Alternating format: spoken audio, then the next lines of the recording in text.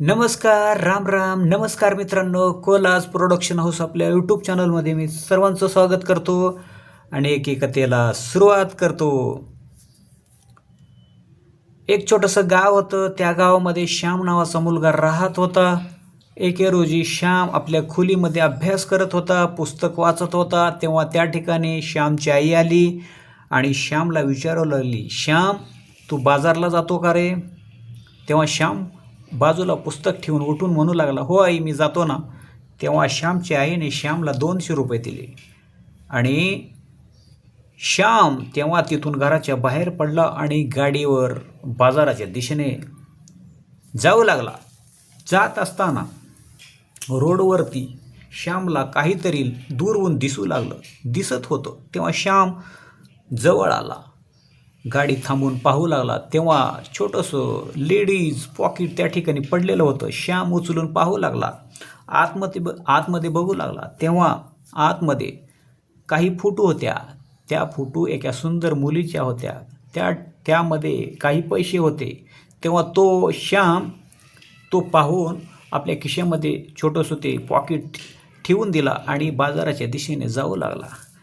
बाजाराच्या दिशेने जात असताना मागून पुढून गाड्या भरपूर येत होत्या, जात होत्या. तेव्हा श्याम बाजाराच्या दिशेने जात होता, हळूहळू जात होता. गाडी सावकाश पळवत होता. जात असताना तो विचार करू लागला, हे पॉकेट कोणाचं असेल? अनोळखी मुलीचं ते फोटो तो पाहून म्हणू लागला, हे कोणाचं असेल? आता मी कोणाला देऊ? तेव्हा विचार करत करत तो बाजारामध्ये आला आणि बाजारामध्ये आल्यानंतर एका बाजूला गाडी श्यामनी पार्क केला आणि बाजारामध्ये घुसला. बाजारामध्ये भरपूर गर्दी होती. इतकी गर्दी होती की श्यामला चालता येत नव्हतं, एवढी गर्दी होती. अफाट गर्दी. मुलं, मुली, पुरुष, महिला, बुजुर्ग माणसं, म्हातारी माणसं, भरपूर असं बाजारामध्ये बाजार करण्यासाठी त्या ठिकाणी अनेक गावाचे लोक जमलेले होते, बाजार करत होते. बाजार भरलेला होता. तुफान गर्दी. श्याम गर्दीतून वाट काढत काढत जात असताना त्याला एक दुर्गुण, ज्या फोटोमध्ये त्या मुलीचा चेहरा पाहिला होता, ती मुलगी दुर्गुण त्याला दिसत होती. तो वाट काढत काढत त्या मुलीकडे पाहू लागला. ती मुलगी पुढे जात होती. तो श्याम त्या मुलीच्या मागे जाऊ लागला. मुलगी त्याला काय दिसेनाशी झाली. मुलगी गर्दीमध्ये नाहीशी झाली. श्यामला दिसतच नव्हती. तेव्हा श्याम इकडे तिकडे पाहू लागला. तेव्हा त्याला मुलगी काय दिसत नव्हती. तो कावराबावरा झाला. तो बघू लागला, अरे त्या मुलीचं पर्स आहे, त्या मुलीकडे पैसे नसतील. आता बाजार करण्यासाठी ती मुलगी आलेली आहे. तो शोधू लागला, इकडे तिकडे पाहू लागला, तरी पण त्याला ती मुलगी काही दिसत नव्हती.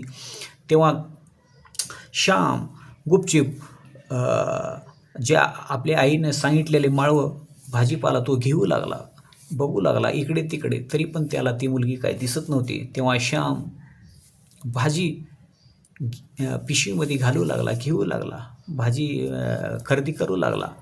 तेव्हा त्याचं मन इकडे तिकडेच होतं. इकडं तिकडे पाहू लागला. तेव्हाही ती मुलगी दिसत नव्हती. तेव्हा श्याम नाराज होऊन उठू लागला आणि आपल्या दिशेने जाऊ लागला. जात असताना त्याला धक्का मारून एक कोणीतरी पुढे जात असताना दिसलं. तेव्हा तो पाहू लागला.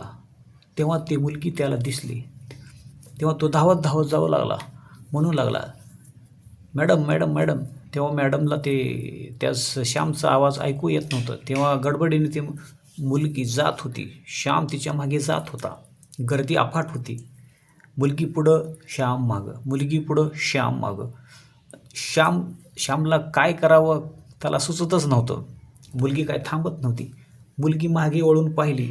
तिला वाटलं, कोण माझ्या मागे लागले? मुलगी घाबरली. मुलगी घाबरू लागली. तो गर्दीमध्ये वाट काढून इकडे तिकडे जाऊ लागली. श्याम तिच्या मागे जाऊ लागला. तेव्हा मुलगी खूपच घाबरली आणि गर्दीमध्ये गुडूप झाली, गायब झाली. श्यामला तेव्हा ती मुलगी काही दिसत नव्हती. श्याम इकडे तिकडे पाहू लागला. पूर्ण बाजार फिरून आला, पूर्ण बाजार फिरू लागला, तरी पण त्याला ती मुलगी काही दिसत नव्हती.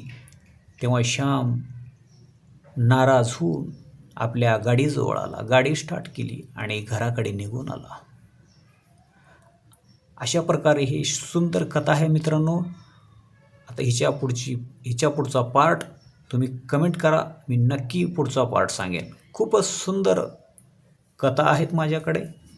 माझ्या चॅनलला सबस्क्राईब करा, लाईक करा आणि कमेंट करा, म्हणजे मला उत्साह येईल बनवण्यासाठी.